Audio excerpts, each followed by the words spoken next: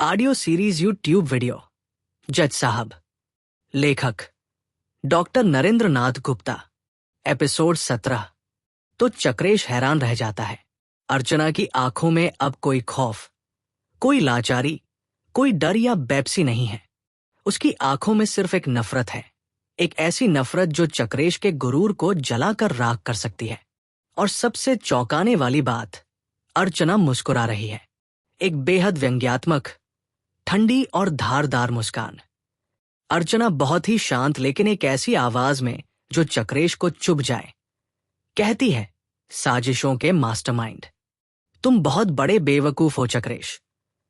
तुम्हें लगता है कि तुमने एक कमजोर औरत को डरा लिया, कुछ भ्रष्ट वकीलों को खरीद लिया और कागजों पर दस्तखत करवा लिए तो तुम दुनिया जीत गए। तुम जीत कर भी हार गए हो चक्रेश।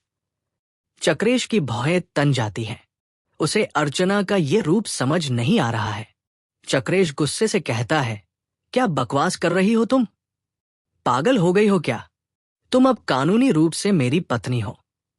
तुम्हारी हर चीज, तुम्हारी हर दौलत पर अब मेरा पूरा हक है। अर्चना एक छोटा सा ठहाका लगाती है। वह ठहाका चक्रेश के अहम पर किसी भारी हथौड़े की तरह लगता है। अर्चना चक्रेश की आंखों में देखते हुए कहती है, मेरी दौलत? तुम उसी कानून की किताबों को पढ़कर खुद को खुदा समझ बैठे हो ना? लेकिन तुमने वो किताबें पूरी नहीं पढ़ी। तुमने सिर्फ मुझे और मेरी कोठी को देखा, लेकिन तुमने मेरे पति कैलाश सेठिया के दिमाग को नहीं पढ़ा। समाज और इस अंधे कानून के लिए मैं तुम्हारी पत्नी बन गई हूं, तुम्हारी गुलाम बन गई हूं। पर मेरी आत्मा आज भी कैलाश की विधवा है। और रही बात उस दौलत की जिसके लिए तुमने मेरे पति को मारा, मुझे टॉर्चर किया, वो दौलत तो मेरी है ही नहीं। चक्रेश का चेहरा अचानक सफेद पड़ने लगता है। उसके अंदर एक अजीब सी घबराहट, एक खौफ पैदा होने लगता है। चक्रेश चिल्लाते हुए कहता है, झूठ बोल रही हो तुम। कैलाश के मरने के बाद उसकी पूरी प्रॉपर्टी, बैंक बैलेंस, कंपनी के शेयर्स, ये कोठी, सब कुछ तुम्हारे नाम हुआ है। मुझे पता है, मैंने अखबारों में पढ़ा है, मैंने सब पता करवाया है। अर्चना अपनी अलमारी खोलती है और उसमें से एक मोटी सी लेदर की फाइल निकालती है। वह उस फाइल को चक्रेश के मुंह पर पूरी ताकत से फेंक कर मारती है। फाइल फर्श पर गिरकर खुल जाती है। अर्चना तेज और कड़क आवाज में कहती है, इसे पढ़ो मुजरिम। ये कैलाश सेठिया की असली वसीयत है।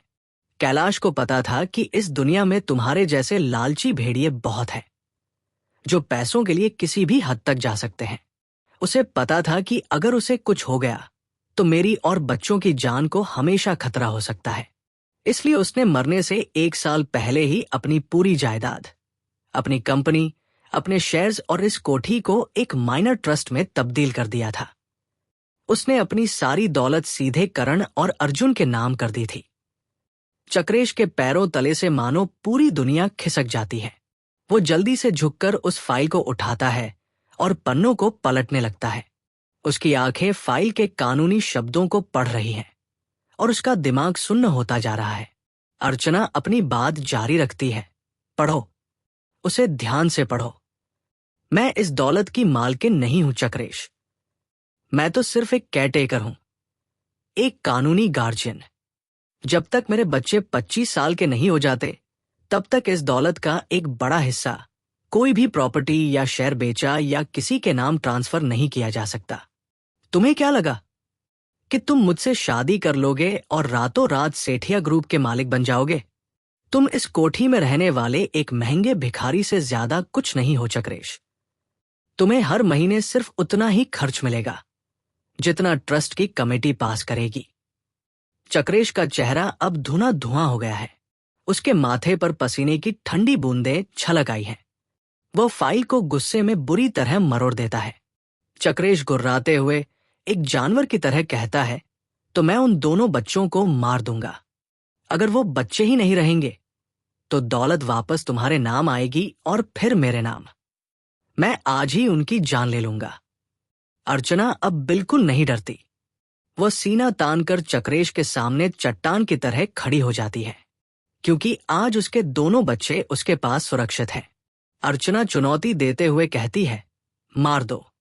अभी जाओ और मार दो मेरे बच्चों को, लेकिन वसीयत का अगला पन्ना भी पढ़ लेना। कैलाश ने साफ साफ लिखा है कि अगर उसके बच्चों की किसी भी वजह से मौत होती है, चाहे वो कोई बीमारी हो, एक्सीडेंट हो या कत्ल, तो पूरी की पूरी जायदाद तुरंत भारत सरकार और एक अनाथालय ट्रस्ट के नाम हो जाएगी। मुझे या मेरे पति को एक फूटी कौड़ी नहीं मिलेगी। और इतना ही नहीं, बच्चों की मौत की स्थिति में ट्रस्ट सीधे सीबीआई और पुलिस की उच्च स्तरीय जांच की मांग करेगा। अर्चना मुस्कुराते हुए कहती है, जिस पल मेरे बच्चों को खरोंच भी आई, ये दौलत सरकार की हो जाएगी और तुम फिर से उसी दहीसर की गंदी झोपड़पट्टी में, उसी सड़क पर भीख मांगते नजर आओगे। चक्रेश के हाथों से वह फाइल छूटकर जमीन पर गिर जाती है। उसका पूरा शरीर गुस्से, हताशा और एक बहुत बड़े सदमे से कांप रहा है।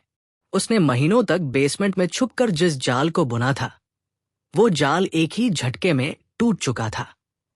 उसने एक विधवा को डराकर शादी तो कर ली थी, लेकिन वह दौलत जिसके लिए उसने ये सब किया था, वो एक ऐसे लोहे के बक्से में बंद थी जिसकी चाबी उसके पास नहीं थी। चक्रेश गुस्से में पागल हो जाता है। वो कमरे में रखी एक बहुत ही महंगी क्रिस्टल की मूर्ति को उठाता है और पूरी ताकत से शीशे के दरवाजे पर दे मारता है। शीशा चकनाचूर होकर पूरे फर्श पर बिखर जाता है। वह दहाड़ता हुआ एक घायल शेर की तरह कमरे में चक्कर काटने लगता है। अर्चना वहीं खड़ी मुस्कुरा रही है।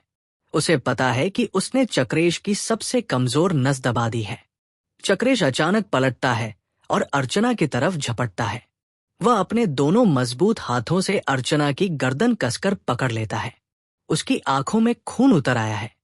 चक्रेश दांत पीसते हुए फुंफकारता है, तूने मुझे धोखा दिया है अर्चना। तूने मुझे बर्बाद कर दिया। मैं तुझे जिंदा नहीं छोड़ूंगा। मैं तेरी जान ले लूंगा। अर्चना का दम घुटने लगता है, लेकिन वो फिर भी मुस्कुराने की कोशिश करती है।